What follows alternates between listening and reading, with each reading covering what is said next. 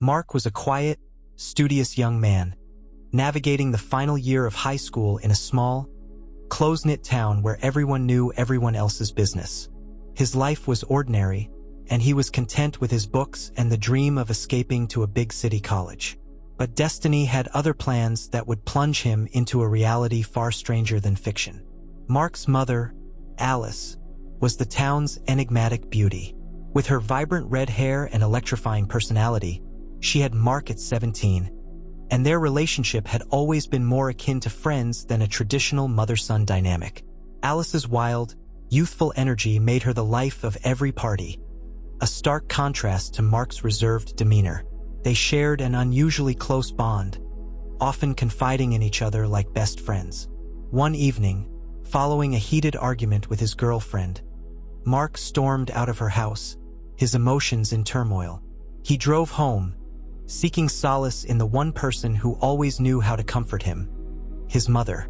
Alice was there, waiting with a bottle of wine and an open heart. They settled in the living room, the soft glow of the fireplace casting a warm, intimate light over their conversation. The wine flowed freely, and so did their emotions. They talked about everything, from Mark's frustrations with his girlfriend to Alice's struggles with being a single parent. The conversation grew deeper, more personal, as the night wore on. Mark, feeling a heady mix of anger and vulnerability, found solace in Alice's understanding eyes. She, in turn, felt a rush of protective love and a strange, forbidden attraction. As the hours ticked by, the boundaries of their relationship blurred. Comforting words turned into lingering touches, and before they realized what was happening, a line was crossed. A line that should never have been crossed. Mark and Alice, driven by a potent mix of emotions and alcohol, succumbed to a moment of passionate weakness that would change their lives forever. The following morning was a harsh awakening. Mark and Alice, sober and horrified by their actions, were consumed by guilt and confusion. The gravity of their transgression weighed heavily on their minds. They agreed to keep the incident a secret, hoping to bury the past and move on. But fate had other plans. A few weeks later, Alice discovered she was pregnant. The news sent shockwaves through their already fragile world.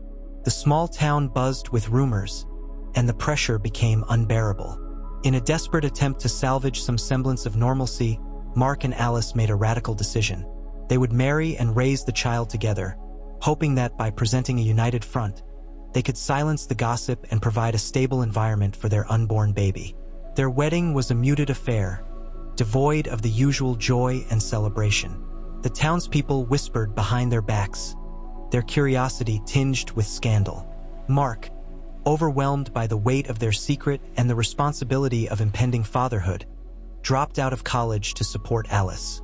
He took on multiple jobs, sacrificing his dreams to care for his mother and their child. Life as a married couple was far from easy. The stigma of their relationship hung over them like a dark cloud, casting a shadow on their every move. Mark struggled with the dual roles of husband and son, his feelings a tumultuous mix of love, guilt, and resentment. Alice, too, battled her demons. She loved Mark and their child, but the walls of their small-town life began to feel like a prison. Years passed, and the weight of their secret took its toll. Alice's vivacious nature, once dulled by guilt and fear, began to resurface. She grew restless, yearning for the excitement and freedom she had sacrificed. Mark, blinded by his responsibilities and the need to protect their family, failed to see the growing distance between them. One fateful evening, Mark came home early from work, eager to share news of a job promotion with Alice. As he opened the front door, he was met with a sight that shattered his heart. Alice, in the arms of another man. The betrayal was too much to bear. Anger and hurt consumed him, and he confronted Alice in a heated, explosive argument. Alice, cornered, confessed that she had been seeing this man for months. She admitted that she felt trapped and suffocated by their life, longing for the freedom she once had. "I never wanted this, Mark. I love our child, but I can't live like this anymore," she cried, her voice a mix of desperation and regret. Devastated and heartbroken, Mark moved out, taking their child with him. He filed for divorce and fought fiercely for full custody. The court battles were grueling, but Mark was determined to protect his child from the toxic environment Alice had created. He threw himself into his role as a single father, seeking therapy to confront his past traumas and heal his emotional wounds. Part 1 ends with Mark, alone but resolute, starting the arduous journey of rebuilding his life. The betrayal and scandal of his past linger like a dark cloud, but he is determined to rise above it, for the sake of his child and his own sanity. Mark's new life as a single father was challenging but ultimately rewarding. He poured all his energy into caring for his child and rebuilding their lives. With therapy, he began to untangle the complex emotions stemming from his past.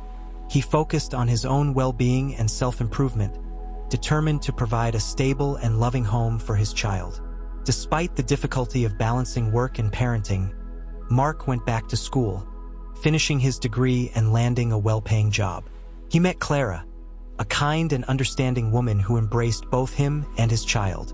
Clara knew about his past, and her compassion and support played a crucial role in Mark's healing process.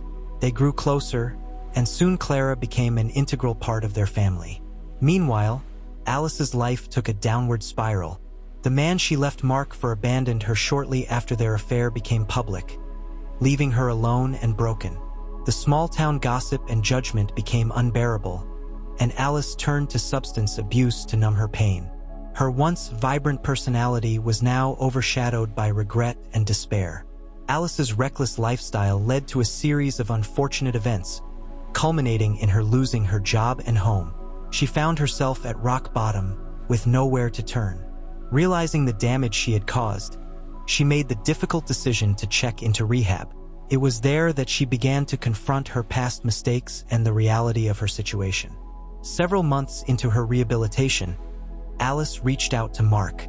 She was hesitant and scared, but she knew she had to make amends. Mark, after much contemplation, agreed to meet her, bringing their child along. The reunion was filled with tension and unspoken emotions. Alice, looking frail but determined, apologized profusely for everything she had done. "Mark, I know I've hurt you more than words can express. I can't change the past, but I'm trying to change my future. I want to be a part of our child's life, if you'll let me," she said, her voice trembling. Mark, still carrying the scars of betrayal, listened intently. He saw genuine remorse in Alice's eyes, and although forgiving her completely was impossible, he understood the importance of their child having both parents in their life.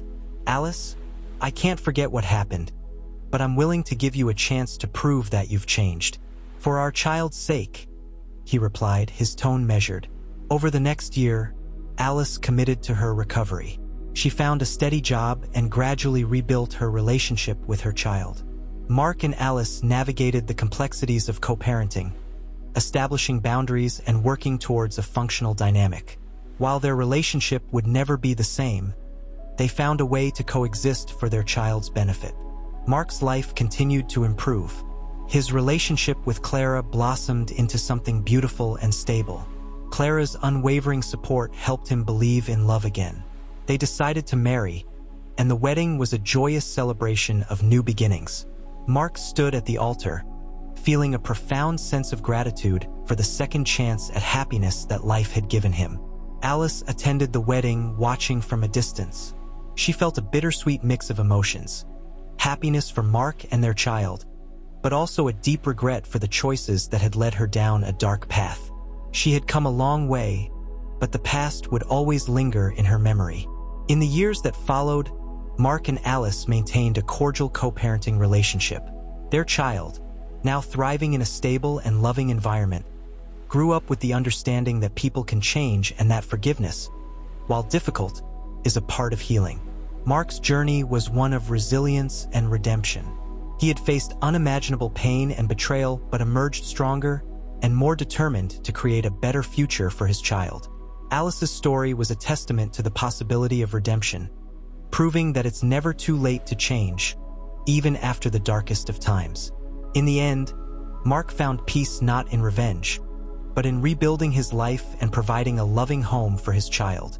Alice's redemption was a slow, painful process, but it showed that people could find their way back from even the deepest abyss.